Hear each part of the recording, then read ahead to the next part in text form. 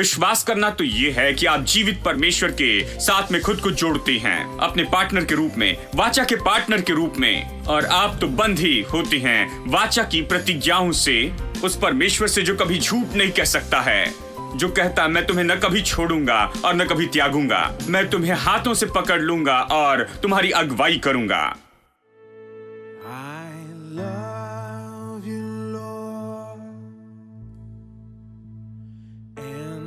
I lift my voice to worship you, oh my soul. Rejoice, take joy, my King, in what you hear. Let it be a sweet, sweet sound in your ear. I love you, Lord. I love you, Lord, and I lift my voice to worship you, oh my soul. Rejoice, take joy, my King, in what you hear. Let it be a sweet, sweet sound in your ear.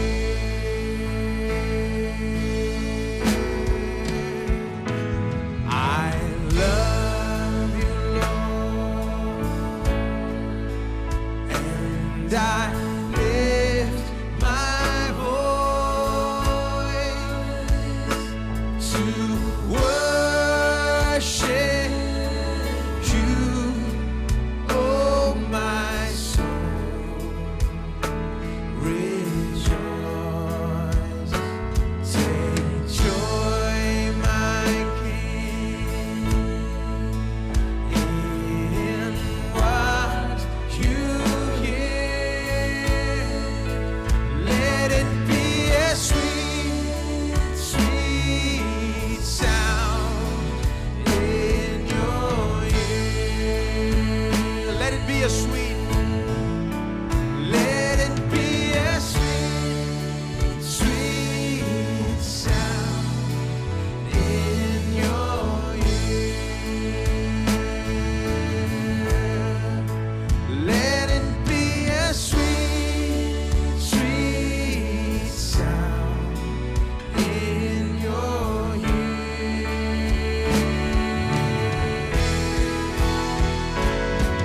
Hallelujah, hallelujah, hallelujah to the Lamb.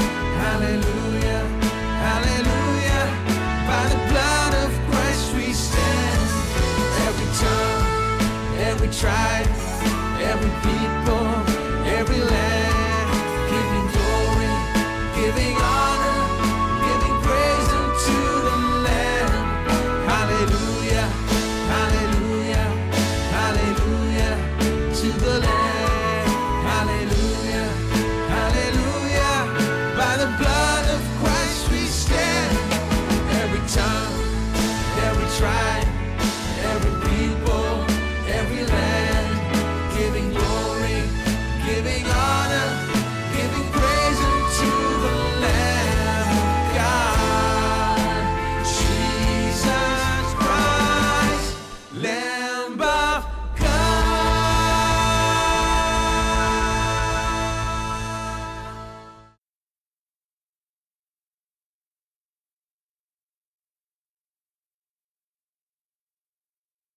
उन दिनों में मेरे पास ज्यादा नहीं था, मैं कहीं जाकर कुछ नहीं कर पाता था, मेरे हाथों में ज्यादा स्रोत नहीं होते थे। मेरे पास जो चीजें नहीं उसके लिए बैठकर चिंता कर सकता था। 1 साल तक यहाँ कोई अच्छी फर्श भी नहीं थी, बस मिट्टी रखी गई। यहाँ पर बस मिट्टी ही थी। हम मिट्टी पर कुर्सियां रखते थे और लोग वहां पर बैठते थे, और मिट्टी थी इसलिए फैन ऑन नहीं कर सकते थे क्योंकि फैन से मिट्टी उड़ती थी। तो जब फैन लगाने की बात आई तो उन्होंने कहा फैन मत लगाना क्योंकि ये मिट्टी उड़ती जाएगी, हर जगह धूल उड़ती जाएगी। और यहां पर फर्श भी हम नहीं बना पाए थे। सरल बातें हैं, इन दिनों में ये बहुत ही सरल हो गई हैं, लेकिन उन दिनों में ये तो इतनी बड़ी बात थी। इसे करने के लिए बहुत पैसे की जरूरत थी। मुझे पता नहीं था किससे पूछे, कहां जाए और किससे पूछ सके। और मैं तो बस तो हमेशा ऐसे ही था। मैंने कहा इसे भूल जाओ, अगर मैं नहीं कर सकता, यदि परमेश्वर मेरी मदद नहीं करेगा, मैं कुछ नहीं करूंगा। मैं तो बस परमेश्वर के वचन में जाऊंगा। मैं जानता था कि ये जो कहता है ये सत्य है, मैं इस पर विश्वास करूंगा। जानता हूं सुसमाचार सच है, तो मैं पहले इससे खोजते जाऊंगा और मैं अपने अंदर परमेश्वर के वचन को रख लूंगा अच्छी तरह, मजबूती से। मैं कहीं नहीं जाऊंगा क्योंकि कहीं भी जाने के लिए मुझे पैसा खर्च करना पड़ता था। मैं अपने कमरे में बैठूंगा और मैं तो बस पढ़ूंगा, अध्ययन करूंगा और मैं तो अपने आप को उभारूंगा। यदि मैं कुछ नहीं कर सकता तो बस यही करूंगा। और मैं आपको बताऊं, मैंने अपने आप को इस सत्य से उभारना शुरू किया। मैं इन बातों को समझने लगा और मैंने कई घंटे इन बातों में बिताने शुरू कर दिए। और जब कई घंटे इन बातों में बीत गए तो मैं खुद ही एक अलग व्यक्ति हो गया। और फिर मेरे अंदर से जो निकल रहा था वो तो पूरा अलग था, क्योंकि इसके कई घंटे मेरे भीतर गए थे। अब वो सारी चीजें बाहर आ रही थी और अब ये परिणाम लाने लग गए। और यही तो यह मुझे लेकर आया जहां पर आज मैं हूं, और यही तो मुझे आगे जाकर उस जगह पर लेकर जाएगा जहां कल मैं जाऊंगा। मैं इस और उस व्यक्ति पर आशा नहीं कर रहा हूं, किसी ऑर्गेनाइजेशन पर या किसी व्यक्ति पर, इस तरह से नहीं। मैं तो केवल इसे ही देख रहा हूं। पहले परमेश्वर के राज्य और उसकी धार्मिकता की खोज करो तो ये सारी चीजें तुम्हें दे दी जाएगी। अब एक भाई ने कहा यह आपके लिए काम करता है भाई, क्योंकि आप एक प्रचारक हैं। लेकिन हम फिक्स्ड इनकम पर हैं। मैंने कहा किसने फिक्स किया? उन्होंने निर्णय ले लिया कि यह फिक्स होगी। मैंने कहा आपने फिक्स किया। क्यों फिक्स किया? परमेश्वर फिक्स न करने के काम में है। वो इसे खोल देगा अगर आप उसे अनुमति दे। अगर आप इसे फिक्स करना चाहते हैं तो उसी के साथ में रहेंगे। और उसने कहा भाई मैं ये कह रहा हूं आपके लिए काम करेगा, क्योंकि बहुत से लोग आपके साथ में हैं, ये करने में मदद करेंगे। लेकिन हमारे लिए देखिए ये तो बिल्कुल अलग है। मैंने कहा यदि ये प्रचारक के लिए काम करेगा तो ज्यादातर प्रचारक के लिए क्यों काम नहीं करता है?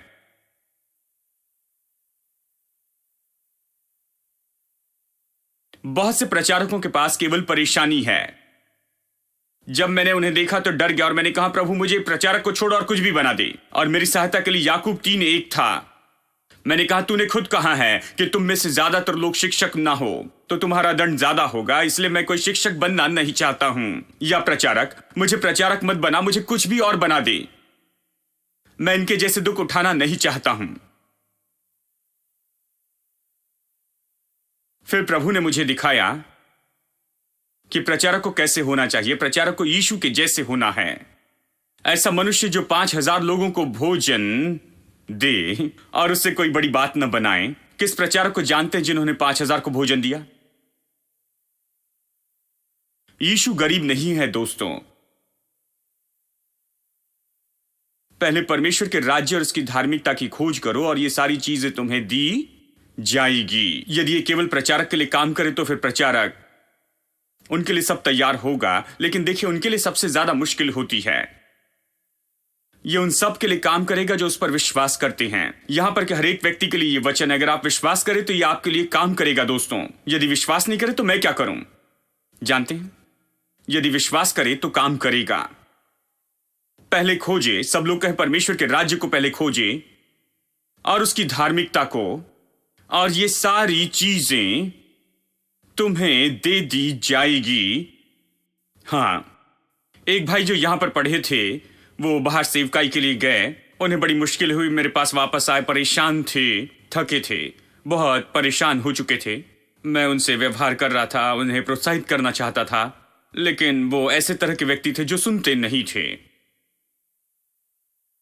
वो इसी तरह थे। आपका भेद क्या है? और मैंने कहा अगले 50 साल में भी आप नहीं समझ पाओगे मेरा भेद क्या है। यदि इसे अब तक नहीं समझ पाए तो कभी नहीं समझ पाएंगे कि मेरा भेद क्या है। आपका भेद क्या है, आपने कैसे कर दिखाया। मैंने कहा कोई भेद नहीं है।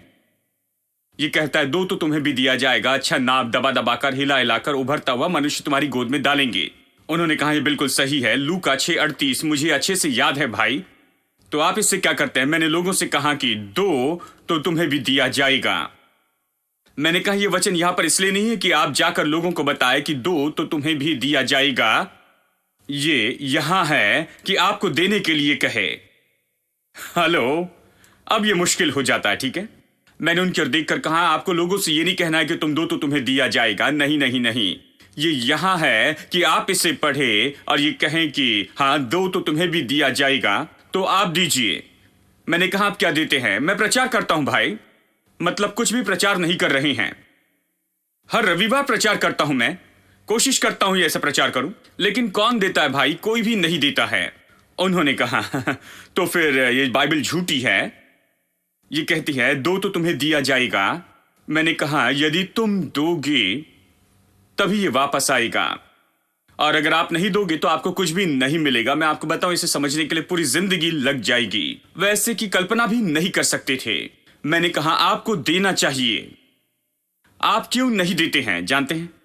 और वो फिर भी पूछते हैं आपका भेद क्या है। वो बाइबल से जानना नहीं चाहते, जानना चाहते मेरा भेद क्या है। उन्हें लगता है सेवकाई भेदों से चलती है, कुछ भेद छिपा कर रखते हैं पीछे और फिर सारी सेवकाई उन भेदों से चलाते हैं। मैंने कहा कोई भेद नहीं, बस यही भेद है और ये पूरा प्रकट है। मैं कहता हूं परमेश्वर के राज्य और उसकी धार्मिकता की खोज करो और ये सारी चीजें तुम्हें दी जाएगी। 2 तो तुम्हें भी दिया जाएगा, अच्छा नाप दबा दबाकर हिला हिलाकर उमड़ता हुआ ये काम करेगा। बाइबल झूठी नहीं है, सत्य बताती है। ये आपके लिए काम करेगा, सभी के लिए काम करेगा। यहां काम करेगा, गांव में काम करेगा, यहां काम करेगा, अफ्रीका में काम करेगा, अमेरिका में काम करेगा, हर जगह काम करेगा। किसी भी देश में, संसार में किसी कोने में ये काम करेगा। प्रभु वचन जो कहता है ये काम करेगा, चाहे आप कोई भी जगह पर क्यों ना हो, ये काम करेगा। हम इन्हें मुश्किल बना देते हैं। ये परमेश्वर का तरीका है। देखिए, हम परमेश्वर के तरीके को नहीं चुनते हैं, हम यहां वहां भागते रहते हैं। संसार जिसके पीछे चलने के लिए कहता है उसके पीछे जाते हैं, संसार के तरीके से जीते हैं और सोचते हैं कि हमने आशीष क्यों नहीं पाई है। परमेश्वर के तरीके से जिए। परमेश्वर कहता है वाचा के लोग इसी तरह से जीते हैं। मैं चाहता हूं वाचा के लोगों के पास सब कुछ हो। परमेश्वर के राज्य और उसकी धार्मिकता की खोज करो और ये सारी चीजें तुम्हें दी जाएगी। मैं चाहता हूं वाचा के लोगों के पास में सब हो, सब पाए, पर्याप्त से बढ़कर हो। इन्हीं वाचा के लोगों के बारे में परमेश्वर कहता है, यीशु कहता है, वो इन्हीं के बारे में तो चर्चा करता है। एक और वचन मत्ती रचित सुसमाचार अध्याय 11, मत्ती अध्याय 11 वचन 28। हे सब परिश्रम करने वालों और बोझ से दबे हुए लोगों मेरे पास आओ, मैं तुम्हें विश्राम दूंगा। यहीं पर रुकते हैं। हे सब परिश्रम करने वाले और बोझ से दबे हुए लोगों, मतलब जो बोझ में दबे हैं। ये क्या कहता है। देखिए, जीवन में हम सब के ऊपर में कुछ न कुछ जिम्मेदारी होती है। चलिए सरल शब्दों में बताऊं, इसका अर्थ है बहुत कुछ हो सकता है, लेकिन सरल शब्दों में बताऊं कि हम सब समझ सके। हम सब की जिम्मेदारी है। कुछ लोग पिता हैं, कुछ लोग पति हैं, लेकिन यह भी अपने आप में कुछ लोगों के लिए बोझ हो गया है। हाँ, कुछ पति कहते मेरी पत्नी बड़ा बोझ है, मेरा परिवार बोझ है। पत्नी कहती मेरे पति बोझ है, मेरे बच्चे बोझ हैं। परिवार का बोझ, व्यापार का बोझ, प्रचारक के लिए सेवकाई का बोझ है। हाँ, और हम सब तो बोझ से दबे हैं, बोझ के नीचे हैं। हाँ, परिश्रम करते, काम काम काम, कड़ी मेहनत करते हैं जब तक दिमाग ना खराब हो जाए, पत्नी और बच्चे हमें छोड़कर न जाएं और सब कुछ तंदुरुस्ती खो बैठे, जो भी मिला उसे खो दें। हम काम काम काम करते क्योंकि हम सफलता पाना चाहते हैं। ये इसी व्यक्ति के बारे में कहता है, हे सब परिश्रम करने वाले और बोझ से दबे लोगों मेरे पास में आओ। ये बोझ है जीवन की जिम्मेदारियों का, आपकी चिंताओं का बोझ है, आपकी परवाह का बोझ है। परिवार की चिंता के बोझ में दबे हैं, व्यापार की चिंता के बोझ में हैं, समस्याओं के बोझ में हैं, चिंताओं के बोझ में हैं। मेरे पास आओ, यीशु कहता है। मैं आपको बताना चाहता हूं विश्वासी होना क्या है। वो कहता है मेरे पास आओ और तुम विश्राम पाओगे। एक और वचन जिसका हमेशा गलत अर्थ बताया जाता है। मुझे याद है जब पानी का बपतिस्मा लिया और जब मैं पानी से बाहर आया और एक भाई ने कहा कि ठीक है सैम, तुमने बपतिस्मा लिया है, प्रभु की स्तुति। और फिर कहा, अभी उन मुश्किलों का सामना करोगी जिनका पहले कभी सामना नहीं किया। मैंने कहा, आपका धन्यवाद, पानी में जाने के पहले आपको यह बताना चाहिए था। पानी में जाने के पहले आपने मुझे यह क्यों नहीं बताया था? नहीं, मैं तो देखिए, जब तक कि आप पानी में न जाइए, लोग आपको खींचना चाहते हैं, कहते हैं आज बपतिस्मा लो, आज ही लो, आज ही बपतिस्मा लो। और आखिर में मैं वहां पर गया और पानी से बाहर आया और उन्होंने मुझसे कहा, तुम्हें वो समस्या होगी जो अब तक कभी जिंदगी में नहीं देखी, तुम्हें वो समस्या होगी जो अभी तक नहीं देखी। मैं डर गया। मैंने कहा, मेरे प्रभु, ये बाइबल में कहां पर है? उन्होंने कहा, हर जगह है, लेकिन मुझे कहीं नहीं मिला। इसके बजाय ये कहता है कि हे परिश्रम करने वाले और बोझ से दबे हुए लोगों, मेरे पास आओ। क्यों परिश्रम करते और बोझ के तले दबे हो? क्योंकि परमेश्वर के बिना, उसकी मदद के बिना जी रहे थे। वाचा के सहभागी के बिना ही आप अकेले ही इस जीवन की गाड़ी को खींचते ले जा रहे थे। आप इसे अपने बल से, अपनी शक्ति से करते हैं, अपने मन से, अपनी बुद्धिमत्ता से, अपनी योग्यता से इसे करते हैं। और इसलिए ये तो बड़ी मेहनत है और इसलिए तो भारी बोझ है। हे सब परिश्रम करने वाले और बोझ से दबे लोगों, मेरे पास में आओ, मैं तुम्हें विश्राम दूंगा। और उस आदमी ने जो कहा था, बाइबल तो बिल्कुल उसका उल्टा ही कहती है। अभी मैं परमेश्वर के पास में आया हूं, अपना समर्पण किया है, बस अभी अभी मैंने बपतिस्मा लिया है, अभी मैं पानी से बाहर आया हूं। केवल अभी जो मेरी वाचा का जो साथी है वो अब मेरे साथ में चलता है और वो मेरे लिए इसे बहुत ही आसान करेगा।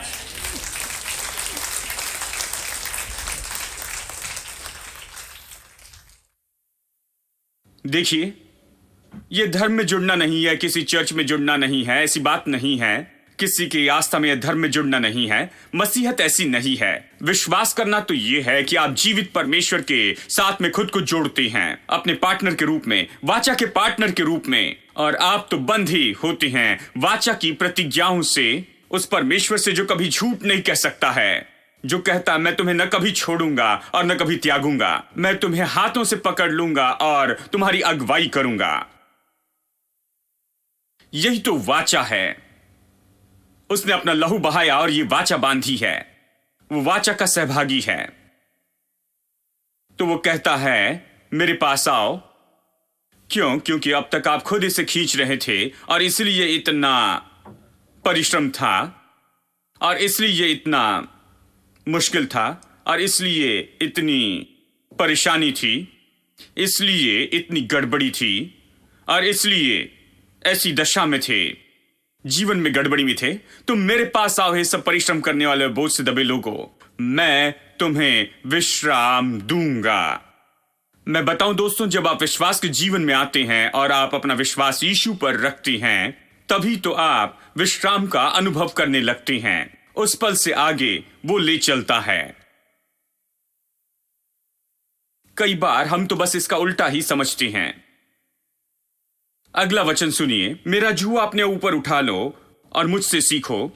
उन दिनों में जब बैल को एक साथ जोड़ते थे कि वो हल चला सके, तो वो बिना अनुभवी बैल को लेकर उसे एक अनुभवी बैल के साथ में जोड़ देते थे। जो अनुभवी बलवान बैल है वो जानता था कि कहां पर जाना है, कितने चक्कर काटने हैं, दाहिने बाहें कैसे जाना है जानता है, और वो बलवान है।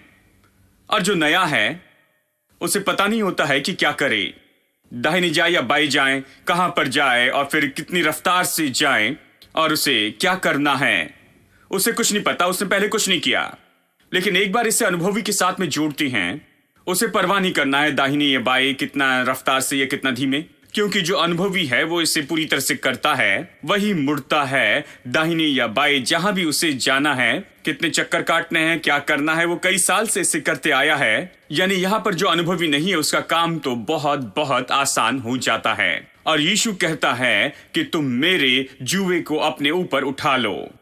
दूसरे शब्दों में, मुझे अपनी गर्दन दो। दूसरी बहुत सी जगह पर तुमने अपनी गर्दन दी है।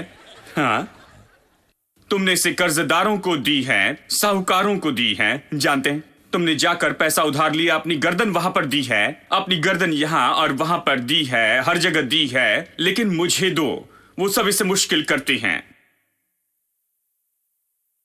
जिसने पैसा दिया है वो आपकी गर्दन में रस्सी डालकर आपको 900 महीने तक खींचते रहता है। आप इससे आजाद नहीं हो सकते हैं। और यीशु कहता है, मुझे अपनी गर्दन दो तुम मेरे पास आओ, मेरे साथ में जुड़ जाओ। तुम कर्जे में वहां पर न जुड़ो, उन सारी समस्याओं में तुम न जुड़ो, गलत संगति में तुम वहां पर न जुड़ो, तुम वहां पर गलत लोगों के साथ में न जुड़ो। तुमने अपना सिर, अपना दिल, अपना मन और सब कुछ, अपनी गर्दन दी है बहुत सी मुश्किल की जगह पर और अभी मुश्किल में फंस गए। अब तुम मुझे ये दो, मेरा जुआ अपने ऊपर उठा लो। वो कहता है, मैं मसीह के पास ऐसे ही आया। मैंने निर्णय लिया था, मैंने इतनी गड़बड़ी की है, मेरे पास खोने के लिए कुछ नहीं है। यदि ये काम न करे तो मैं और बुरा नहीं हो जाऊंगा। तो चलो इसकी भी कोशिश करता हूं। मेरा जुआ उठा लो और तुम मुझसे सीखो। आप यहां पर सीखने के लिए है कि प्रभु के वचन से सीखे। मैंने पाया कि परमेश्वर का वचन शिक्षक है, पवित्र आत्मा महान शिक्षक है। कलीसिया शिक्षा की बहुत बड़ी जगह है। मैं सीख सकता हूं और ये जो सीखना है मेरे जीवन को आसान बना सकता है। आपके जैसे मैं भी कलीसिया में बैठा था और मैंने प्रभु पर भरोसा रखना वहां पर सीखा। कैसे अपना भरोसा यीशु पर रखूं। मैंने सीखा कि विश्वास क्या है। मैंने सीखा कि मैं कौन हूं, मैं मसीह में कौन हूं। मैंने सीखा कि बाइबल क्या कहती है कि मैं कौन हूं। मैंने सीखा कि मैं क्या कर सकता हूं, क्या हो सकता हूं। मैंने सीखा, किसी ने मुझे बताया। मैं आपके जैसे ही कलीसिया में जाकर बैठा, मैं अपनी बाइबल वहां लेकर गया, अपने नोट्स लेकर गया और कई घंटे तक बैठा रहा और मैंने प्रचार सुना। उन्होंने मुझे बताया कि मैं कौन हूं, मैं क्या कर सकता हूं, मैं क्या हो सकता हूं और मैं क्या हो सकता हूं यीशु मसीह और उसके द्वारा। और जब मैं वहां से निकला तो मैंने उनके टेप्स खरीदे और घर आया और 2-3 बार सुना। मैंने ये सीखा, यीशु ने कहा, मेरा जुआ तुम उठा लो और तुम मुझसे सीखो। कितने लोग सीख रहे हैं मेरे दोस्तों? अगर आप सीख नहीं रहे हैं तो आप कहीं पर भी नहीं जाएंगे। ये संदेश सुनने के बारे में नहीं है, आप केवल संदेश नहीं सुन रहे हैं। ये तो सीखना है कि सफलता में जीवन जिए। यदि आप जी रहे हैं मुश्किलों में, परेशानी में और चिंताओं में और बस ऐसे ही डूबते जा रहे हैं, तो फिर विश्वासी का ये कैसा जीवन है? अब बहुत से लोग सोचते हैं कि विश्वासी होने से कोई फर्क नहीं पड़ता है। वो आजकल और युगानुयुग एक से हैं। जैसे शुरू किया था आज भी बिल्कुल वैसे ही हैं। आपने जैसे शुरू किया था बिल्कुल वैसे ही होने के लिए आपको चर्च नहीं चाहिए, एयर कंडीशन नहीं चाहिए, प्रचारक भी नहीं चाहिए और आपको पवित्र आत्मा नहीं चाहिए, यीशु का मारा जाना, गाड़ा जाना, जी उठना नहीं चाहिए, आपको प्रभु नहीं चाहिए, कुछ भी नहीं चाहिए, क्योंकि आप बिल्कुल ठीक हैं। पहले 900 महीने के लिए दस्तखत कर दिए हैं। परमेश्वर के बिना पहले आपने खुद को गड़बड़ी में फंसाया। आप जिस गड़बड़ी में फंसे, आप खुद इसमें फंसे। इसके लिए आपको कोई मदद नहीं चाहिए। आपको चर्च और प्रचारक की जरूरत नहीं कि आप गड़बड़ी में फंसते जाएं। आप अच्छा कर रहे हैं, इसी तरह से आप अच्छा करते जा सकते हैं। लेकिन अच्छा होने के लिए आपको चर्च चाहिए, इसलिए आपको बाइबल चाहिए, आपको पवित्र आत्मा चाहिए, इसलिए आपको यीशु चाहिए, इसीलिए क्रूस चाहिए, इसलिए पुनरुत्थान चाहिए, इसलिए परमेश्वर चाहिए, इसलिए मध्यस्थ चाहिए और इसलिए शिक्षक चाहिए कलीसिया में। इसीलिए, और मैं आपको बताऊं, अगर आप इस कलीसिया में हमेशा आते रहे तो हम आपको पहले जैसे नहीं रहने देंगे। यहां केवल परमेश्वर एक जैसे रहता है, वही कल, आज और युगान युग एक सा परमेश्वर है। लेकिन आपको हर एक दिन बदलते जाना है, हर एक पल आपको बदलना है। मैं प्रतिदिन बदलते जाता हूं और जब तक आप बदल न जाए मैं आपको जाने नहीं दूंगा और आपको यहां सोने भी नहीं देंगे।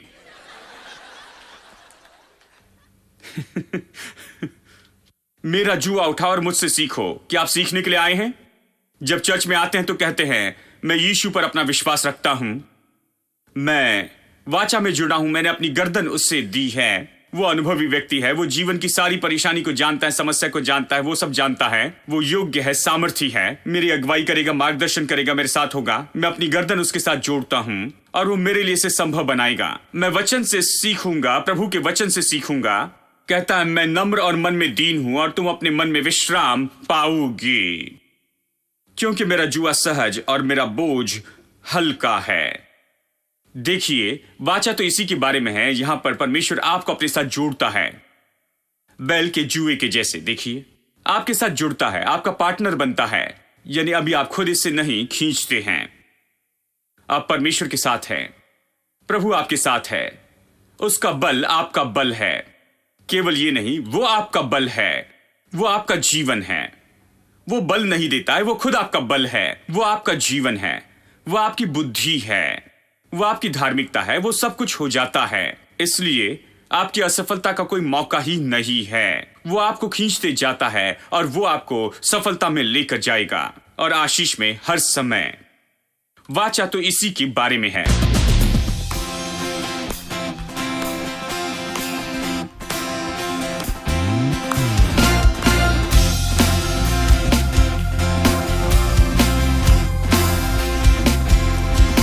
Every day with you, Lord, sweeter than the day before.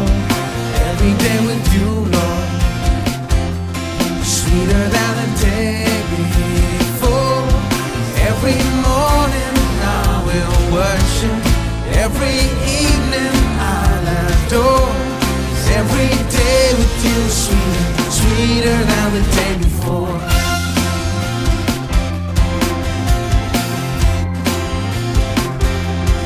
Every day with you, Lord, sweeter than the day before.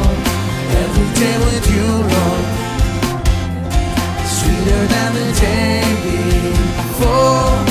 Every morning I will worship, every evening I'll adore. 'Cause every day with you, sweeter, sweeter than the day before.